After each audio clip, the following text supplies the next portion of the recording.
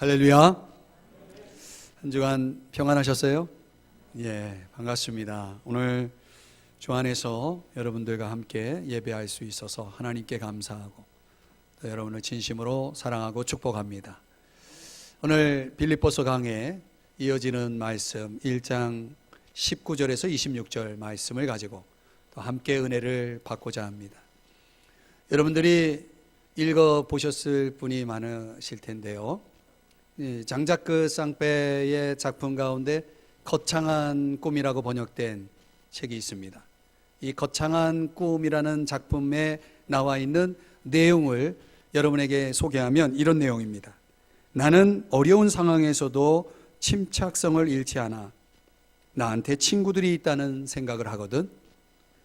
걔들에게 전화하면 자동 응답기가 받아. 그래서 다음 날은 이렇게 생각하기로 했단다.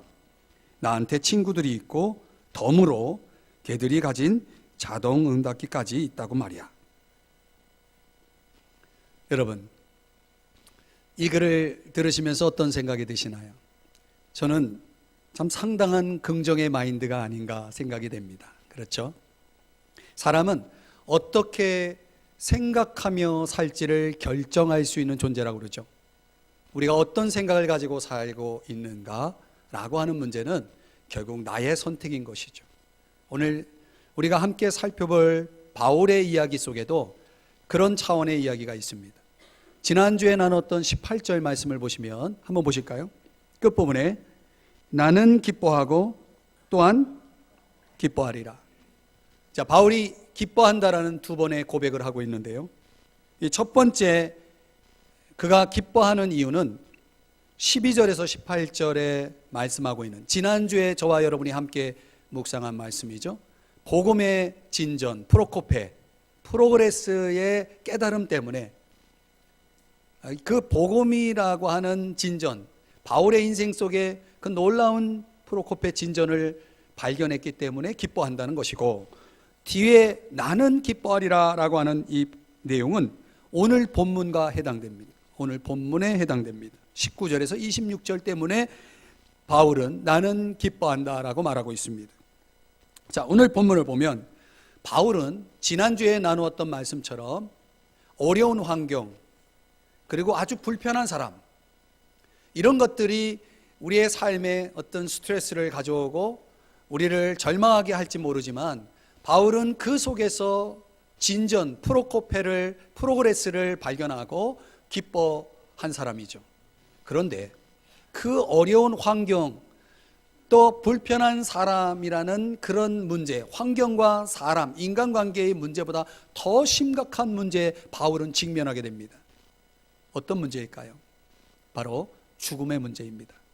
여러분, 인간에게 죽음의 문제보다 더 심각한 문제는 없죠.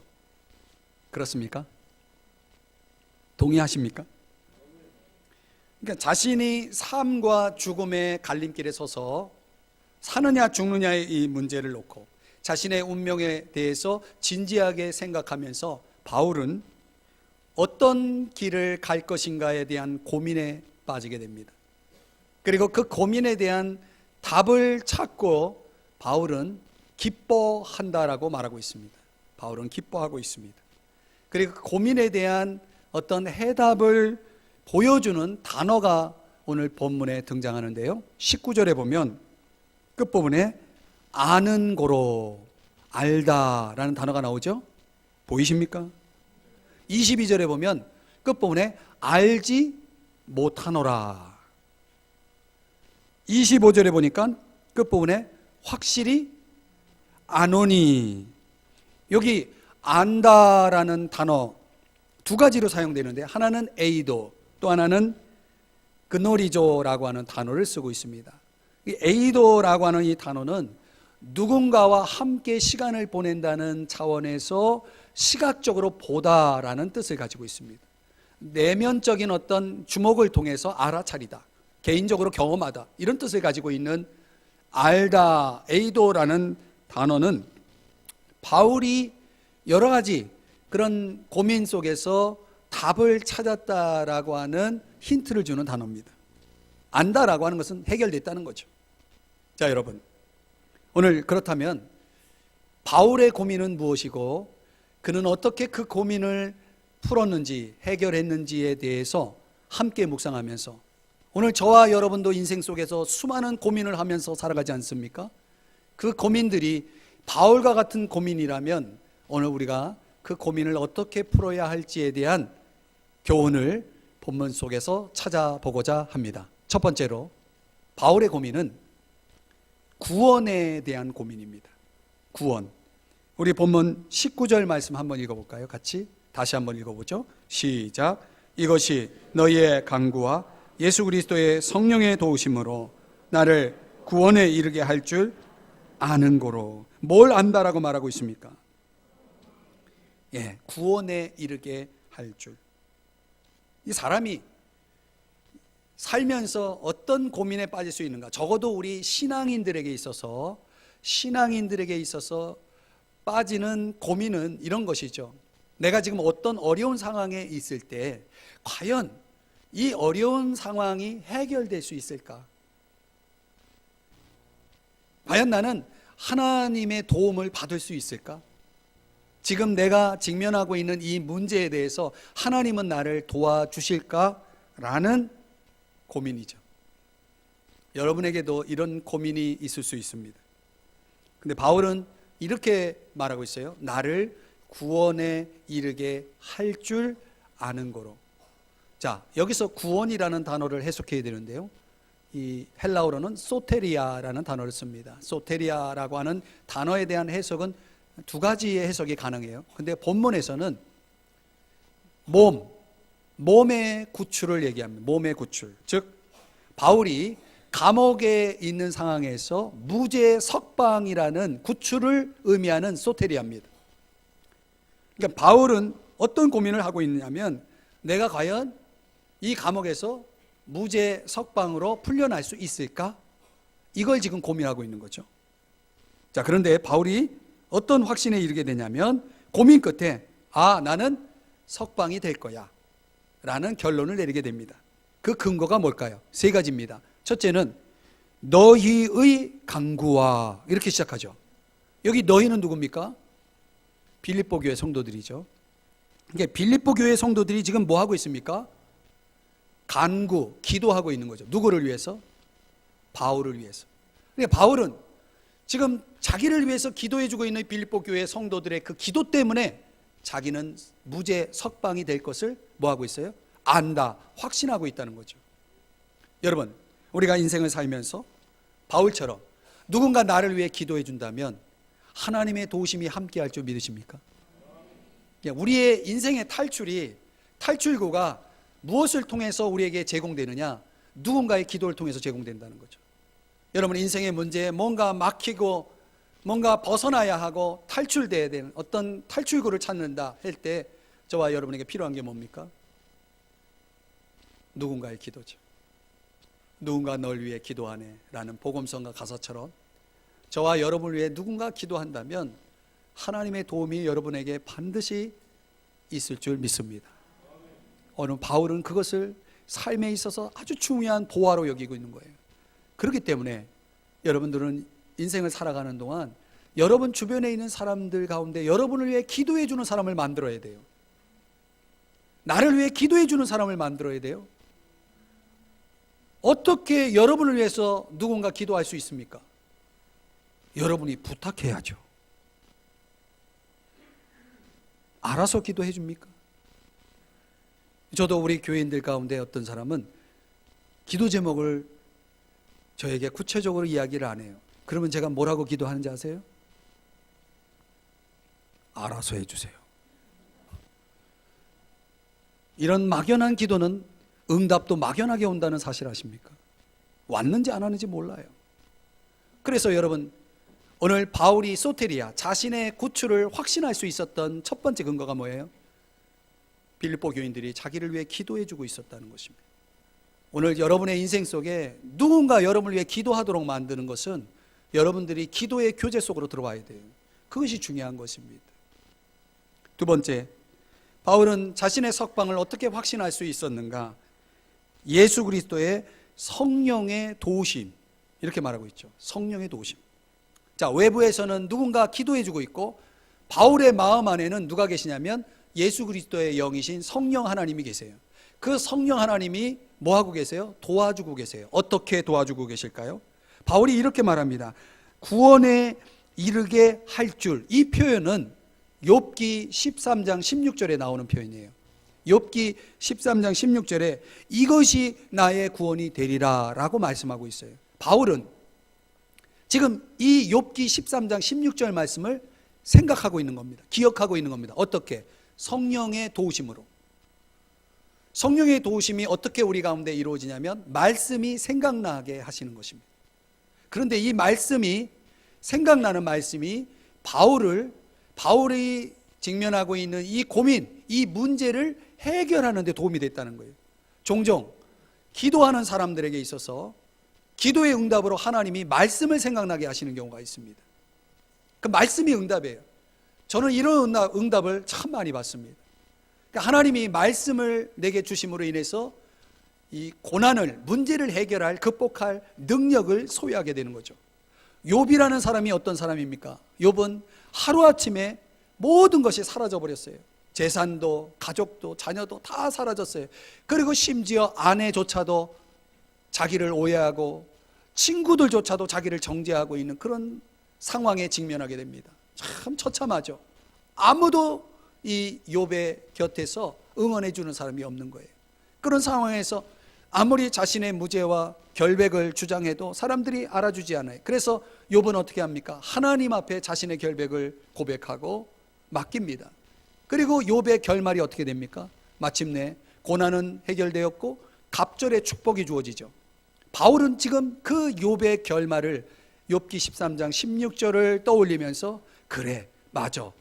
고난이 축복이 되었고 마침내 갑절의 축복으로 욥과 함께 했던 것처럼 하나님이 나를 이곳에서 석방하게 하실 거고 마침내 나는 내가 해야 할 일들을 계속하게 될 거야 라고 하는 확신에 이르게 되었다는 것이죠. 사랑하는 여러분, 여러분에게 이런 말씀이 생각나는 성령의 도우심이 함께하기를 주의 이름으로 축복합니다. 이렇게 주일날 와서 말씀을 듣고 돌아가면 여러분 문득문득 주일날 들었던 말씀이 생각나는 분이 있습니까? 그게 바로 성령의 도우심이에요. 그게 내가 기억하려고 기억되는 게 아니에요. 사실은 설교를 들어도 예배가 끝나면 바로 잊어버리죠. 그죠? 잊어버려야 성령이 도와주실 수 있죠. 잊어버릴지어다 내가 다 기억해버리면 성령이 도와줄 일이 없죠. 저는 그래서 망각도 은혜다라고 생각합니다. 성령의 도우심.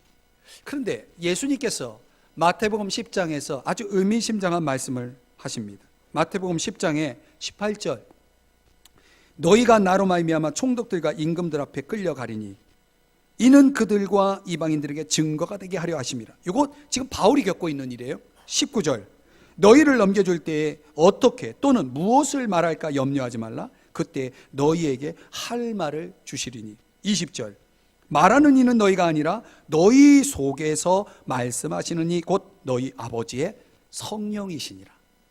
예수님께서 하신 말씀이에요. 지금 바울은 성령 하나님께서 바울이 이제 재판관 앞에 섰을 때 그 당시로는 변호사가 따로 없어요. 자기가 자기를 변호해야 돼. 그런데 어떻게 변호하느냐에 따라서 그 재판의 결과가 유리하고 불리할 수도 있는 거죠.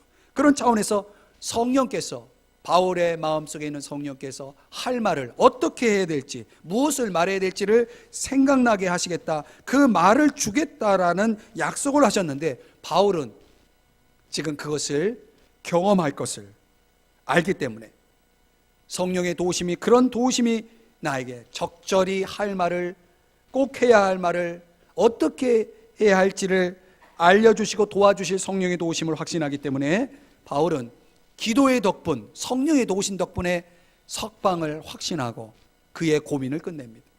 근데 우리 인생 속에 기도가 있고 성령의 도우심이 있다. 그렇다면 우리에게는 우리 인생에는 탈출구가 주어질 것이고 하나님의 도우심이 확실히 있을 것을 믿으시기 바랍니다. 여기에 플러스 하나 더 20절 우리 한번 20절 말씀 같이 읽어볼게요. 시작. 나의 간절한 기대와 소망을 따라 아무 일에든지 부끄러워하지 아니하고 지금도 전과 같이 온전히 담대하여 살든지 죽든지 내 몸에서 그리스도가 존귀하게 되게 하려 하나니. 아멘. 여러분, 우리가 삶을 살아가면서 우리에게도 간절한 기대라는 게 있죠. 소망이라는 것이 있죠. 바울은 어떤 기대와 소망을 가지고 있었는가? 오늘 본문에서 자기의 삶 전체를 통해 그리스도가 존귀하게 되기를 바라는 그런 기대와 소망이 있었다는 것입니다. 어떻게 하든 자신의 존재를 통해서 예수님을 높이고자 하는 그런 간절한 기대와 소망이 있었기에 그는 그토록 그리스도를 높이고자 하는 그런 열망을 품게 됩니다. 그러면서 21절을 또 한번 같이 읽어봐요. 시작. 이는 내게 사는 것이 그리스도니 죽는 것도 유익함이라. 이 말은 무슨 얘기냐면, 이 고백의 정확한 의미는 내 삶 전체의 의미와 목적이 전적으로 예수님입니다. 그리스도이십니다. 이런 고백인 것이에요. 그러니까 삶에서 일어나는 어떤 것도 다 그리스도를 위해서라면 유익하다는 그런 고백을 하고 있는 것입니다. 사랑하는 여러분, 바울이 자신의 구원 소테리아를 확신할 수 있었던, 그의 고민이 끝날 수 있었던 그 이유는 바울을 위해서 기도하는 사람들의 기도, 성령의 도우심, 자신의 간절한 기대와 소망, 예수님을 높이고자 하는 그런 기대와 소망이 있기 때문에 하나님은 바울을 도와주실 수밖에 없어요. 바울을 탈출시킬 수밖에 없어요. 오늘 저와 여러분을 도와줄 수밖에 없는 기도와 성령의 도우심과 주님을 높이려는 간절한 기대와 소망이 있기를 주님의 이름으로 축복합니다. 아주 오래전 중국에 한 그리스도인이 있었는데요, 그는 복음을 전하다가 감옥에 들어갔어요. 중국 공안에게 잡혀서 감옥에 들어갔어요. 그런데 이 사람이 어떻게 생각하냐면 이렇게 해석해요. 자기같이 부족한 사람이 어떻게 복음을 전하다가 이렇게 고난을 당할 수 있느냐, 참 영광이다. 그래, 너무 하나님께 감사해서 그 감옥에서 공안이 듣든 말든, 간수들이 있든 말든 상관없이 열심히 찬양하고 기도하고, 그리고 그 감옥 안에 들어와 있는 사람들에게 복음을 전하는 거예요. 그 예수 믿는 사람들이 많이 나오는 거예요. 아니, 복음 전하지 말라고 중국 공안이 붙잡아서 감옥에 집어넣는데 오히려 그 안에서 예수 믿는 사람이 더 많이 나오는 거야. 안 되겠다 해가지고 독방으로 집어넣어요. 독방으로 집어넣으니까 이 사람 더 좋아하는 거예요. 야, 이게 웬일이냐, 나밖에 없으니 이제 기도하고 찬양하자. 그래서 열심히 큰 소리로 기도하고 찬양하는 거예요. 그 소리가 그 감옥에 있는 사람들에게 다 들리는 거예요. 그러니 도저히 이것도 안 되겠다 해가지고 중국 공안이 어떻게 하냐면 똥통에다, 큰 똥통에다 집어넣는 거예요. 큰 똥통에다가 발음이 안 나오네. 그냥 똥통에다 집어넣으니까 얼마나 냄새 나겠어요. 그러니까 아무도 접근하지 않는 거예요. 아무도 접근하지 않으니까 얼마나 더 좋아. 이 사람이 더 큰 소리로 기도하고 더 큰 소리로 찬양하는 거예요. 그래서 중국 공안이 어떻게 생각을 했느냐, 이렇게 생각했어요. 야, 이 사람은 안 되겠다. 도저히 이 사람은 어떻게 할 수가 없다. 그래서 어떻게 해요? 풀어줬다는 거예요. 결국은 풀어줬어요. 그래, 이 사람을 통해서 얼마나 많은 사람들이 주님 앞에 돌아왔는지요. 이게 한 선교대에서 한 중국의 그리스도인들이 간증한, 중국의 그리스도인이 간증한 내용이라는 것입니다. 사랑하는 여러분, 오늘 바울의 소테리아, 우리의 소테리아, 우리가 직면하고 있는 어떤 삶의 구원, 문제 해결, 이런 것들이 가능하기 위해서 기도가 있다면, 누군가의 기도가 있다면, 성령의 도우심이 있다면, 주님을 높이려는 간절한 기대와 소망이 있다면 여러분의 삶 속에 반드시 소테리아, 구출, 탈출구가 있을 줄 믿습니다. 하나님은 여러분을 반드시 도와주실 것입니다. 두 번째로 바울의 고민은 선택의 문제입니다.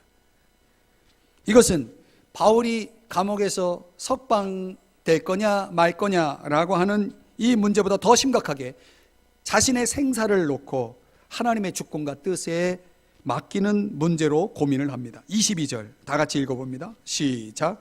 그러나 만일 육신으로 사는 이것이 내 일의 열매일진데 무엇을 택해야 하는지 나는 알지 못하노라. 이 바울이 어떤 선택을 놓고 잘 모르겠다 이렇게 말합니다. 그 선택이 뭐냐? 23절 다 같이요. 시작. 내가 그 둘 사이에 끼었으니 차라리 세상을 떠나서 그리스도와 함께 있는 것이 훨씬 더 좋은 일이라 그렇게 하고 싶으나 24절도 읽어봐요. 내가 육신으로 있는 것이 너희를 위하여 더 유익하리라. 자, 저를 보세요. 바울이 지금 무슨 고민을 하고 있냐면 두 개를 놓고 고민하는 거예요. 하나는 뭐냐면 바울이 훨씬 더 좋은 일, 바울에게 있어서 훨씬 더 좋고 그렇게 하고 싶은 게 뭐냐면 빨리 이 세상을 떠나 주님 곁으로 가고 싶은 거예요. 여러분, 별로 여러분에겐 복음이 아닐 수 있죠. 이 세상에 더 오래 살고 싶어 하시는 분들도 있죠.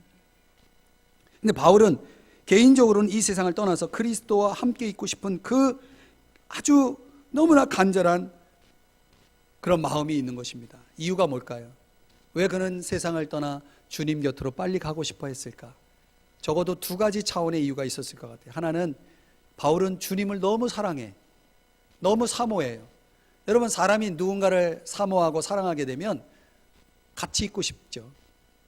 물론 주님은 바울이 예수님을 믿으니까 마음속에 계셨겠죠.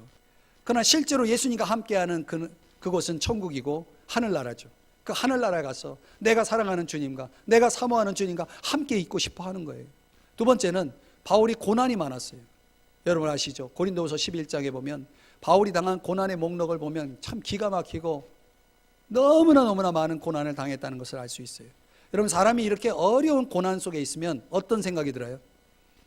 여기서 벗어나고 싶다는 생각이 있죠. 바울은 고난이 끝나려면 어떻게 해야 돼요? 바울에게 있어서는 주님을 위해 살기로 결심하고 그렇게 살고 있는 바울에게 있어서는 고난이 끝나는 것은 곧 죽음을 의미해요.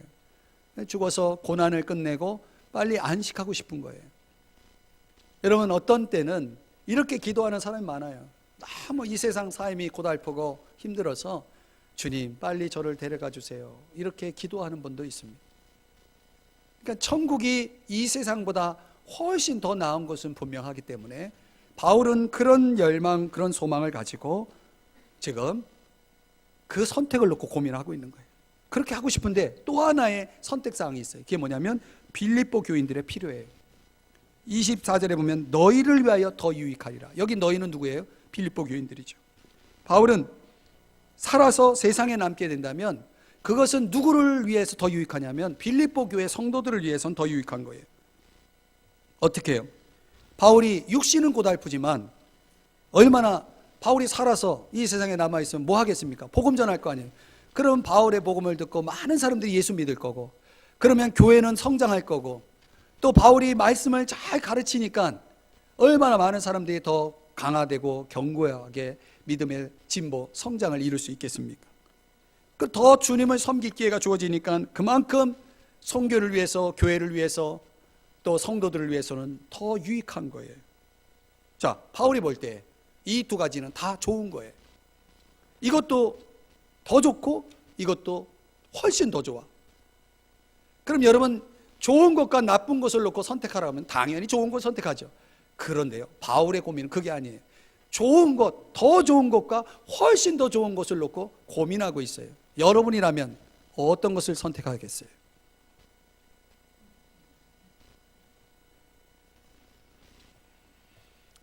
말을 잘못하시네. 이 고민이 되는 거예요, 바울은. 좋은 것과 좋은 것, 더 좋은 것과 훨씬 더 좋은 것 사이에서 고민하다가 맥락적으로 보면 바울은 어느 쪽으로 마음이 기울어져 있냐면 더 유익한 쪽으로, 빌립보 교회 성도들의 필요에 더 유익한 쪽으로 마음은 기울어져 있지만 아직 결정은 내리지 않았어요. 그래서 맥락적으로 보면 바울은 주님께 맡기고 있어요. 그래서 바울은 예수 그리스도의 종이잖아요. 종은 주인의 선택에 따라서 살아가는 존재잖아요. 그런 면에서 바울은 그런 선택의 기로에 서서 주님께 부탁하고 있어요. 저는 목회하면서 저 자신 또한 그렇고 우리 많은 성도님들이 어떤 문제의 선택의 기로에 설 때 고민하는 것을 많이 봤습니다. 해야 됩니까? 말아야 됩니까? 이것을 해야 될까요? 저것을 해야 될까요? 여러분, 만약 그 선택의 기로에 서 있다면 저는 바로 바울의 본을 따르기를 추천합니다. 저는 종종 이런 선택의 문제를 놓고 이것도 좋고 저것도 좋다면 제가 선택하지 않고 주님께 이렇게 부탁합니다. 주님, 주님이 결정해 주세요. 한번 따라 하실까요? 주님이 결정해 주세요. 저는 그 문제의 선택을 놓고 주님의 결정에 맡깁니다. 마음으로는 내가 다 결정해 놓고 주님이 결정해 주세요. 그러면 주님이 다 아세요. 그런 거 말고 진짜 주님이 결정해 주세요 맡기면요, 그거 어떻게 알아요? 주님이 결정해 주신지 알게 해 주십니다. 여기에는 주님의 결정에 대한 기다림이 필요하고 맡김이 필요하죠. 일단 주님이 결정해 주신 것이 확실하다면 그것을 용기를 가지고 따르면 되는 것이죠. 저는 오늘 바울의 고민이 오늘 저와 여러분에게도 있는 고민이라고 믿습니다. 그런 차원에서 우리를 이렇게 선택의 기로에 서게 할 때 여러분, 내가 임의대로 결정하지 말고 내가 더 하고 싶은 대로 결정하지 말고, 그렇게 되면 주님의 뜻과 전혀 다른 방향으로 갈 수 있는 가능성이 커요. 그래서 어떤 더 나은 선택을 위해서 우리가 할 수 있는 최선의 방법은 주님이 해주세요, 주님이 도와주세요 라고 맡기는 것입니다. 여러분, 주님이 선택해 주시고 그래서 여러분에게 더 유익하고 더 복된 삶을 사시기를 주의 이름으로 축복합니다. 세 번째로 바울의 고민은 함께 하는 문제입니다. 25절 말씀 다 같이 읽어봅니다. 시작. 내가 살 것과 너희 믿음의 진보와 기쁨을 위하여 너희 무리와 함께 거할 이것을 확실히 아노니. 26절도 같이 읽어요. 내가 다시 너희와 같이 있으므로 그리스도 예수 안에서 너희 자랑이 나로 말미암아 풍성하게 하려 함이라. 아멘. 여기 함께 같이 있으므로 이 단어가 두 번 나오죠. 자, 바울이 확실히 안다라고 고백하고 있는 내용은 구체적으로 세 가지, 25절 26절에서 세 가지가 나와요. 첫째는 살아남을 것. 바울은 반드시 살아남을 거예요. 메노라는 단어를 씁니다. 감옥 안에서 그의 삶은 끝나지 않습니다. 확실히 살아남습니다. 그러면 왜 살아남을까? 그 다음이 중요해요. 두 번째, 파라메노라는 단어를 쓰는데 그들과 함께 거할 거예요. 그들은 누구냐면 빌립보 교인들이에요. 바울이 만약에 살아남는다면 바울은 그 다음 일정이 어떻게 되냐면 빌립보 교회 성도들을 만나러 갈 거예요. 그 먼 길을 마다하지 않고 거기까지 가서 그들과 함께 거할 거예요. 시간을 보낼 거예요. 왜? 이유는 뭐예요? 그들의 믿음의 진보와 기쁨을 위해서. 그러면 생각해 보세요. 빌립보 교회의 성도들은 바울이 감옥에서 풀려지기를, 석방되기를 간절히 기도했던 사람이에요. 그런데 어느 날 바울이 그들의 눈앞에 나타났어요. 그러면 그들이 기쁠까요? 안 기쁠까요? 당연히 기쁘죠. 왜? 기도 응답됐으니까. 우리가 기도한 바울 선생님이 살아서 우리 앞에 나타났으니 기도 응답이 됐잖아요. 그래서 기쁠 거고, 바울 선생님이 왔으니 얼마나 성경을 잘 가르쳐 주겠어요. 얼마나 지도를 잘 해주시겠어요. 이제 그들에게는 믿음이 성장할 기회를 얻었기 때문에 그들은 기뻐하면서 주님을 자랑할 거예요. 그런 은혜를 주신 주님을 많이 자랑하게 되겠죠. 그런 내용들을 놓고 바울은 그런 걸 확실히 알고, 바울은 내가 살아날 것과 그리고 그들과 함께 할 것에 대해서 확실히 안다라고 고백하고 있습니다. 이것은 무엇에 대한 고민이냐면 내가 무엇을 위해 살 것이냐의 고민이죠. 내가 어떻게 살 것이냐의 고민이죠. 적어도 바울은 내가 왜 사는지에 대한 이유를 고민했던 것이죠. 내가 왜 살아야 됩니까? 빌립보 교회 성도들을 가서 만나야 되기 때문에 살아야 되는 겁니다. 그리고 그들과 함께 하는 이유는 뭡니까? 그들의 믿음의 성장, 진보를 위해서 살아야 되는 것이고 가야 되는 것입니다. 지금 바울은 내가 살 것이냐의 고민은 끝냈고 내가 그들에게 갈 것이냐 말 것이냐, 그 먼 길을 내가 굳이 찾아가야 되느냐라고 하는 문제를 고민을 하다가 결론을 내립니다. 가야 되겠다. 함께 해야 되겠다. 그래서 그 함께 한다라고 하는 이 단어 가운데 파루시아, 예수님의 재림을 나타내는 단어가 사용되고 있어요. 그러니까 바울이 빌립보 교회 성도들에게 간다는 것은 마치 그 성도들에게는 재림하신 주님을 만나는 것처럼 기쁜 일이에요. 그래서 파루시아라는 단어를 쓰고 있거든요. 사랑하는 여러분, 오늘 저와 여러분이 왜 살아야 하는지, 무엇을 위해 살아야 하는지, 여러분들이 왜 교회와 함께 해야 되는지, 이유는 뭘까요? 여러분들에게 그것이 고민이 된다면 오늘 바울이 우리에게 그 답을 가르쳐 주고 있어요. 다른 사람의 믿음의 성장을 도모할 수 있다면, 그들의 기쁨을 더해 줄 수 있다면, 주님이 자랑을 받고 주님을 자랑함이 풍성해질 수만 있다면 나는 먼 길을 마다하지 않고 그들과 함께 하리라. 내가 살아서 이 감옥에서 나가게 되면 나는 그들과 함께 하리라. 여러분, 고린도전서 1장 31절에 자랑하는 자는 주 안에서 자랑하라고 말하고 있어요. 주 안에서 자랑해야 됩니다. 여러분, 우리는 이런 고민을 할 수 있어야 됩니다. 나는 과연 다른 사람들의 성장을 위해 도움을 줄 수 있는가? 그들의 기쁨을 더해 줄 수 있는 존재인가? 내가 그들과 함께 한다면 과연 그들은 마치 재림의 주님을 맞이하듯 기뻐할 수 있겠는가?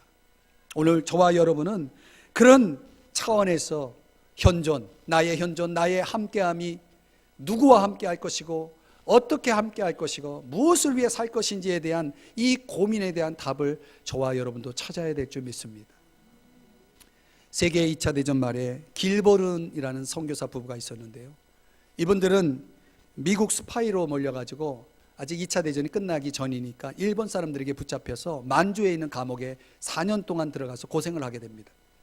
근데 감옥에 들어가 있는 상황에서 그들이 기도를 하는데 누구를 위해 기도하냐면 자녀를 위해 기도하는 거예요. 왜 그러냐면 자녀들이 자유주의적인 대학에 들어가서 완전히 신앙이 망가지고 신앙이 무너지고 완전히 세상 사람이 돼버린 거예요. 여러분, 우리가 대학 입시를 앞두고 자녀들 위해 기도하는 성도님들, 제가 부탁을 드릴 것은 그들이 좋은 대학에 들어가는 것도, 그들이 어떤 대학에 들어가는 것도 여러분들에게선 그것이 중요할지 모르지만 주님 편에서 보면 그들이 과연 대학에 들어가서 어떤 대학 생활을 하게 될 것인지에 대해서도 깊이 고민을 하고 기도하셔야 됩니다. 이 길버른 선교사 부부는 자녀가 대학에 가서 신앙도 무너졌죠. 삶이 엉망이 돼버린 거예요. 너무 자유분방하고. 그래서 기도를 했어요. 하나님이 어떻게 하셨을까? 응답하셨어요. 그래서 하나님 앞에 돌아옵니다, 자녀들이. 그 기도에 힘입어서 자녀들이 하나님 앞에 돌아왔고 중국 선교사, 아버지 어머니처럼 중국 선교사로 헌신해요. 그래서 중국 선교사로 헌신하여 이렇게 중국 선교사가 됩니다. 신학을 마치고 그렇게 됩니다. 그런데 마침 중국이 공산화되면서 사역지를 한국으로 옮기게 됩니다. 근데 그 한국으로 옮겨서 그 두 아들이 있는데 형 에드윈 길버르는 제가 졸업한 서울신학대학 학장이 됩니다. 대학을 세우고 학장이 돼요. 그리고 동생 엘마 길버르는 우리나라에 전쟁이 일어나잖아요. 그 전쟁에 의해서 아주 피폐해진 한국을 위해서 구호물자를 들여오고 나누는 일들을, 그런 훌륭한 일을 하게 됩니다. 그래서 이 두 형제에 의해서 많은 한국인이 예수를 믿고 구원받고 많은 교회가 도움을 받게 됩니다. 여러분, 길버른 선교사 부부가 만주 감옥에 들어가 4년 동안 고생하는 동안 그들이 직접 돌보지 못하고 세상적으로 망가졌던 자녀들이 하나님 앞에 돌아오는 역사, 기도의 응답이 있었다는 사실. 만약 그들에게 고난이 없었다면 그들의 사역에 집중한 나머지 자녀들은 계속 방치되고 말았을 거예요. 고난은 종종 하나님의 훈련의 장소가 된다는 사실을 우리에게 보여줍니다. 제가 좋아하는 정신의학자 폴 트루니에가 그의 책 고통보다 깊은이라고 번역된 제목의 책이 있는데 그 책에서 한 논문을 인용하는데 그 제목이 뭐냐면 고아가 세계를 주도한다, 이런 제목의 논문입니다. 이런 논문을 인용하면서 그 논문에 의하면 인류 역사를 움직인 300명을 조사했더니 공통점이 다 고아 출신이었다는 거예요. 그러면서 그는 이런 말을 합니다. 그 다양한 그 300명의 인류 역사를 움직인 사람들의 예를 들어가면서 결론적으로 폴 트루니에는 이런 이야기를 하더라고요. 좋은 날씨를 정말로 즐기려면 그 전에 나쁜 날씨가 오랫동안 계속되어야 한다. 가만히 생각해 보면 맞는 말이죠. 우리는 얼마 전 하루 종일 비가 온 날이 있었고 그 다음날 해가 뜨자 얼마나 그 해가 고마운지, 우리 인생에 좋은 날씨를 기대하는 분이라면 어쩌면 지금 나쁜 날씨가 계속되고 있을지 모르겠습니다. 그 나쁜 날씨가 계속 진행된다면 어쩌면 그가 맞이할 좋은 날씨는 그 누구보다도 더 좋은 날씨가 되지 않을까요? 인간의 가치는 내가 거둔 성공보다 어떤 방식으로 실패를 수용하느냐에 달려있다라는 말도 있습니다. 우리의 인생의 결핍은 창조의 에너지를 더 만들어낸다는 말도 있습니다. 사랑하는 여러분, 어쩌면 이 바울이 지금 고난 속에서 하고 있는 이 고민들, 내가 과연 도움을 받을 수 있을까? 물론이지. 나를 위해 기도해주고 있는데, 성도의 성령의 도우심이 있는데, 그리고 나는 주님을 높이고 싶어하는 이 간절한 기대와 소망이 있는데 당연히 도와주시지. 고민 끝. 내가 과연 어떤 걸 선택할까? 주님이 결정해 주세요. 주님이 훨씬 더 나은, 더 유익한 것을 결정해 주세요. 맡기고 따르고.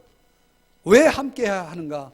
내가 왜 살아야 하는가라는 이유를 알고 이웃의 필요를 위해, 교회의 필요를 위해 나를 드릴 수 있는 그런 삶의 모습들, 이것이 바울이 자신의 고민을 끝내는 극복의 방법이었다. 오늘 저와 여러분 어떤 결정을 내려야 되느냐? 결론적으로 세 가지로 요약이 되는 것입니다. 첫째는 가장 먼저는 하나님의 영광을 위해서 결정해야 됩니다. 두 번째는 이웃에게 도움을 줄 수 있는지, 이웃에게 유익을 줄 수 있는지 고려돼야 됩니다. 세 번째는 나에게 유익한가? 라고 하는 것이죠. 이 우선순위가 오늘 바울이 모든 고민을 해결하고 결정하는 우선순위의 키가 되었다는 사실을 오늘 말씀을 통해서 함께 묵상해 보았습니다. 저는 오늘 저와 여러분의 고민이 이 말씀을 통해 다 해결되기를 주님의 이름으로 축복합니다. 우리 다 같이 자리에서 일어나서 찬송 부르시고 축도로 예배를 마칠게요.